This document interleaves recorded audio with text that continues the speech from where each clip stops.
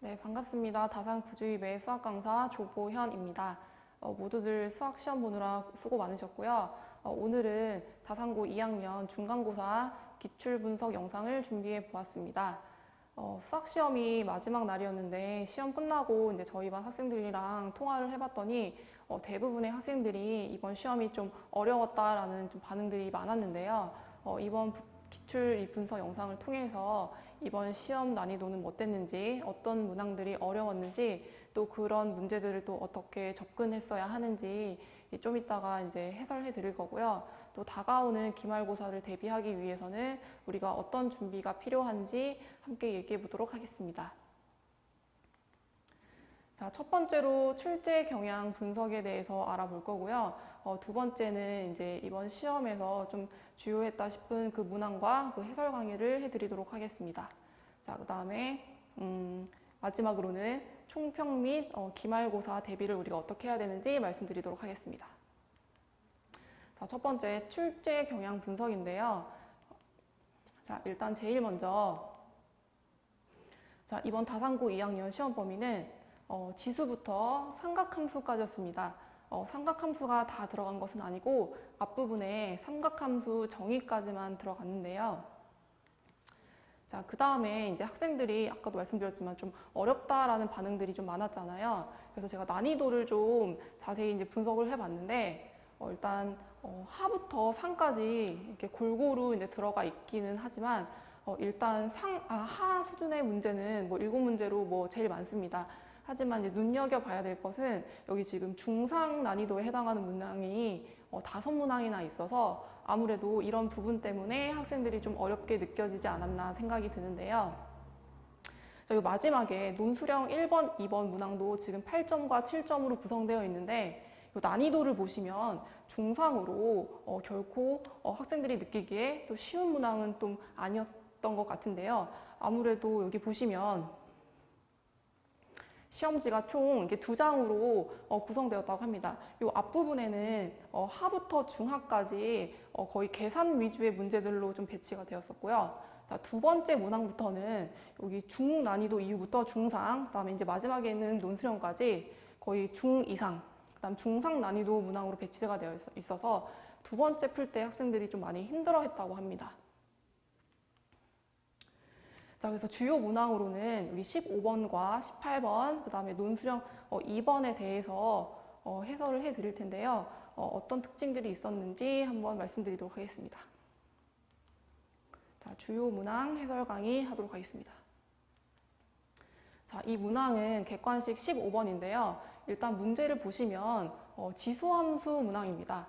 그런데 보시면 알다시피 그래프가 없이 이렇게 문제만 주어졌잖아요. 그래서 학생들이 이 문제를 읽고 이 문제에 맞는 그래프를 그려서 이제 문제를 풀어야 하는데 아무래도 평소에 그래프 연습이 부족했던 학생들은 이 문제를 보고 그래프를 이제 어떻게 그려야 하는지 이 부분에서 좀 많이 어려움이 있었을 것 같은데요. 자, 일단 문제를 읽어보도록 하겠습니다. 자, 마이너스 1,1을 지나는 fx는 3의 x-a제곱 플러스 b에 대하여 y는 fx가 y축과 만나는 점을 a라고 하고 또 그 역함수 f 인버스 x가 x축과 만나는 점을 b라 하자. 또 두 함수 y는 fx와 y는 f 인버스 x가 y는 마이너스 x와 만나는 점을 각각 c와 d라고 하고 자, ABCD의 넓이가 24라고 할 때 자, 3의 마이너스 a제곱 마이너스 b의 값을 물어보는 문항이었습니다. 자, 그러면 저도 이런 문제를 풀 때 그래프를 그려서 푸는데 자, 여러분들이 그래프를 이제 어떻게 그리셨어야 했냐면 여기 제가 그려보았습니다. 자, 이렇게 그리셨어야 하는데 일단 제일 처음에 fx가 마이너스 1,1을 지난다고 했거든요. 그래서 여기 보다시피 마이너스 1,1을 지나도록 여기 밑이 3인 증가함수를 이렇게 그렸고요. 그 다음에 이제 역함수니까 y는 x에 대하여 이렇게 그래프를 그려보았습니다.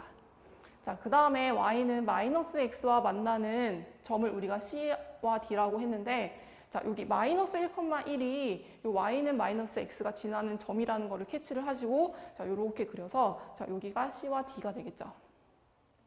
자, 그러면 이제 사각형 ABCD의 넓이가 24라고 주어졌는데 일단 그림에서 보다시피 이 사각형이 직사각형은 아닐 거예요. 그래서 뭐 일단 뭐 사다리꼴이라는 거를 이제 뭐 예상을 했고 요 넓이랑 관련된 이제 식을 세우기 위해서는 이제 어떻게 했냐면, 자, 일단, 자, A의 좌표가 Y 절편이기 때문에 0,3의 마이너스 A제곱 플러스 B가 되겠죠. 그래서 요거 계산의 편의상, 자, 여기를 T라고 놓겠습니다. 자, 그러면 사각형 ABCD의 넓이를 어떻게 했냐면, 삼각형 넓이들의 합으로 나타냈어요. 일단 첫 번째, 여기 삼각형 AOC 요거와 그 다음에 삼각형 AOB, 그 다음에 삼각형 BOD의 넓이의 합으로 쓰시면 되는데요. 그래서 문제에서 알려준 요 넓이 24랑 그 다음에 요 삼각형 AOC가 2분의 1t가 되고, 그 다음에 요 삼각형 AOB는 2분의 1t제곱, 그 다음에 이제 여기는 2분의 1t가 돼서, 자, 요거 계산하시면 2차 방정식이 되어서 이렇게 인수분해까지 됩니다. 자, 그럼 이제 t가 6 아니면 마이너스 8인데, 이제 보다시피 양수겠죠. 그래서 이제 t가 6이 돼서, 자, 처음에 났던 여기 3의 마이너스 a제곱 플러스 b가 이제 6이 됩니다. 자, 그 다음에 요 식은, 자, 제일 처음에 문제에서 fx가 마이너스 1,1을 지난다고 했거든요. 그래서 요거를 대입한 식입니다. 자, 따라서 이제 얘를 연립할 텐데, 연립하기 전에 3의 마이너스 a제곱을 k로 이렇게 치환을 해주면, 요게 이제 지수 방정식이라서, 자, 요렇게 간단히 나타낼 수 있고, 자, 요거를 연립하시면 k는 이제 2분의 5가 되고, b는 마이너스 2분의 3이 돼서, 이제 문제에서 물어보는 3의 마이너스 a제곱 마이너스 b 값이 9라는 거를 알 수 있습니다. 그래서 아무래도 그래프가 있냐 없냐에 따라서 학생들이 느끼는 그런 체감 난이도는 좀 달라질 수가 있겠죠. 그래서 평소에 지수함수를 좀 이렇게 많이 그리셨다면 이 그래프 이렇게 어렵지 않게 그려서 풀 수 있었을 것 같습니다. 자, 그 다음에 얘는 객관식 18번인데요. 이 문항이 좀 가장 어려운 문항이었습니다. 그래서 문제를 일단 읽어보면, 자, 자연수 n과 의미 아닌 실수 k에 대하여 직선 y는 k와 두 곡선 로그 3의 x, 그다음에 로그 3의 x-n이 만나는 점을 각각 a, b라고 하고, 그 다음에 점 b를 지나고 x축의 수직인 직선이 곡선 y는 로그 3의 x와 만나는 점을 c라고 할 때 다음 조건을 만족시키는 모든 자연수 n의 개수를 이제 물어봤는데요. 뭐 n은 뭐 26보다 뭐 작거나 같아야 된다. 그 다음에 이제 요거를 만족시키는 k 값이 이제 적어도 한 개 존재한다, 뭐 이런 말이 있는데, 이 문항도 마찬가지로 그래프가 없습니다. 그래서 여러분들이 이제 그래프를 이제 쓱쓱 그리면서 이제 어떻게 풀어야 되는지 이제 전략을 좀 세웠어야 하는데, 자, 요것도 이제 선생님이 그림을 한번 그려보았습니다. 자, 그래서 얘는 뭐 어렵지 않게 그릴 수 있는 그래프이긴 한데, 그래서 로그 3의 x 이렇게 그렸고, 그 다음에 이제 얘는 x축의 방향으로 n만큼 평행 이동이 됐죠. 그래서 이렇게 그린 다음에 y는 ky의 교점 ab라고 놓고, 그 다음에 이 교점의 x좌표, 그 다음에 c와 b의 x좌표를 이렇게 나타내 보았습니다. 자, 그러면 자, 이제 여기 두 번째 조건을 만족시키는 요 식을 한번 이제 제가 써봤는데, AB 더하기 BC는 이제 N 더하기, 자, BC라는 거는 요 Y좌표를 빼면 되겠죠. 그래서 이렇게 계산이 되고, 요 값이 15보다 크거나 같아야 된다는 겁니다. 자, 그래서 이거 다시 써봤는데, 그럼 이제 15보다 크거나 같아야 되죠, 얘가. 자, 그런데 이때 우리가 두 번째 조건을 만족시키는 k 값이 이제 적어도 하나 존재하기 때문에, 자, 요 값은 우리가 얘보다는 얘가 더 크거나 같다는 걸 알 수가 있고, 따라서 이제 요 두 부등식을 만족하는 그러한 자연수 n의 개수를 세시면 됩니다.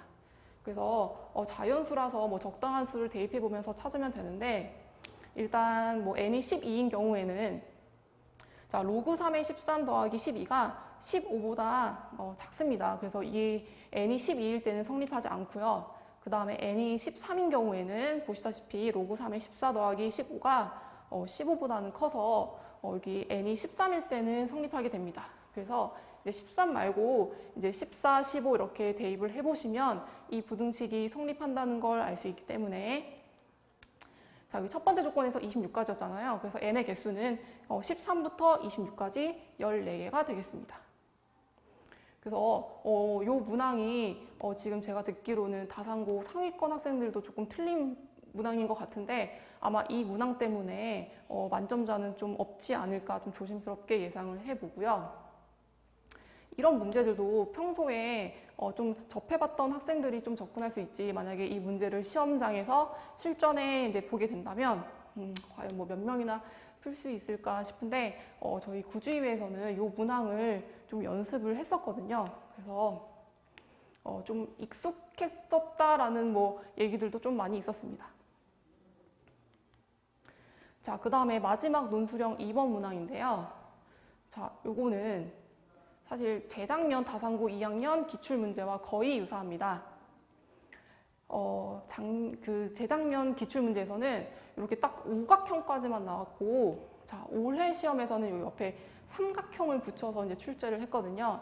그래서 이제 요 문항은 재작년 기출을 풀어본 학생들한테는 굉장히 익숙하게 풀 수 있는 문항이었던 것 같습니다.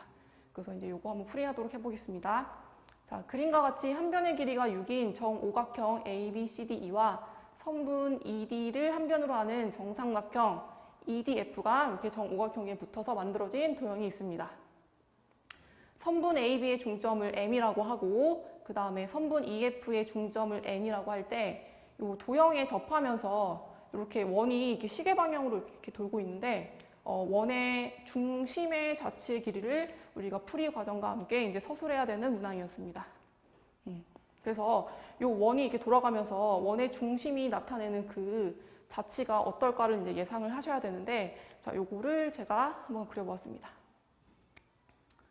자, 이렇게 흰색 이렇게 진한 이렇게 라인들 보이시죠? 요게 바로 중심, 원 O의 중심이 나타내는 그 자취인데 우리가 요 부분의 길이를 구했어야 합니다. 그래서 일단 여기 P부터 O까지는 이게 직선이라는 걸 캐치하셔야 되고요. 그 다음에 P, Q하고 R, 그 다음에 S부터 O'까지 여기까지가 직선이고 그 다음에 이제 이렇게 코너를 돌면서 이제 곡선이 생기는데 이 곡선이 우리 삼각함수 단원에서 부채꼴의 호의 길이와 관련된 거거든요. 그래서 이 부분을 캐치하셔서 계산을 하셔야 합니다.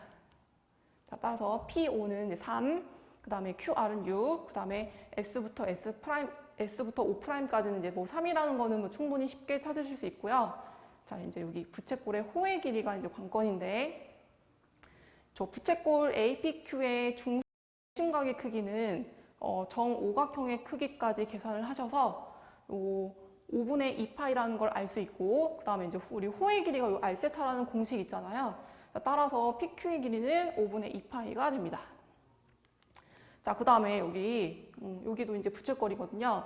그래서 여기는 자, 중심각의 크기를 구해 보시면 여기도 정오각형의 내각과 여기는 이제 정삼각형이기 때문에 그 나머지 부분을 제외하고 나면 15분의 파이가 나옵니다. 따라서 이때 호의 길이 RS는 15분의 파이가 되어서 자, 원 O의 이제 자치의 길이는 우리가 이제 12 더하기 15분의 7파이라고 할 수 있습니다. 자, 그래서 여기 논술형 이제 마지막 문항이기도 해서 시간이 조금 충분했었다면은 뭐 어렵지 않게 풀어낼 수도 있을 법한 문항인데 아무래도 시간이 촉박했다면 이런 아이디어를 좀 빨리 찾기는 좀 어려웠겠죠. 자, 그러면 이제 앞으로 다가오는 기말고사를 어떻게 대비해야 되는지 말씀드리도록 하겠습니다. 일단 그 전에 이번 중간고사 한 줄 총평은 중킬러 문항을 잡아야 1, 2등급이 가능하다라고 말씀드릴 수 있을 것 같은데요. 중상 이상의 난이도가 앞에서 얘기했었지만 되게 많이 배치가 돼 있었어요. 그래서 일단 1등급 커트라인이 80점 후반으로 좀 조심스럽게 예측을 해볼 수 있을 것 같은데요.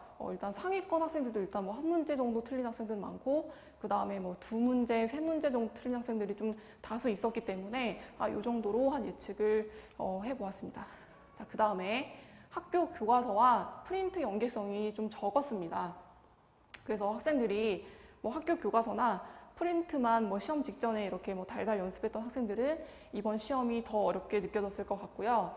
그래서 우리 1, 2등급을 목표로 하는 학생이라면 선별된 기출문항들로 우리가 조금 더 폭넓게 학습하는 경험이 필요하지 않을까 싶습니다.